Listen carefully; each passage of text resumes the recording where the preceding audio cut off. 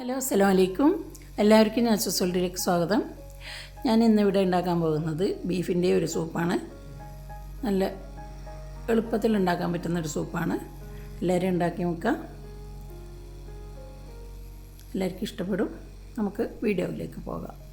ഇതിനായി ഞാൻ കുക്കറിലേക്ക് നെയ്യോട് കൂടിയുള്ള എല്ലിട്ട് കൊടുക്കുന്നുണ്ട്. കുറച്ച് നെയ്യ് അധികം വേണം, അതാണ് സൂപ്പിന് നല്ലത്. ഇതിലേക്ക് ഒരു 10-20 ചെറിയ ഉള്ളി, കുറച്ച് വെളുത്തുള്ളി, ഒരു പീസ് ഇഞ്ചി, ഇതൊക്കെ ചേർത്ത് കൊടുക്കാം.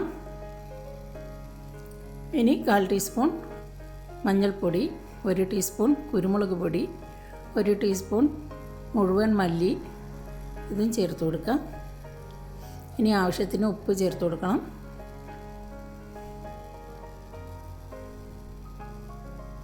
ഇനി നമുക്ക് ഇതിലേക്ക് കുറച്ചധികം തന്നെ വെള്ളം ചേർത്ത് കൊടുക്കണം. സൂപ്പാകുമ്പോൾ നല്ലോണം വെള്ളം വേണം. ബീഫിന് നല്ല വേവും ഉണ്ടാവും. എല്ലും നെയ്യും ഒക്കെ അല്ലേ.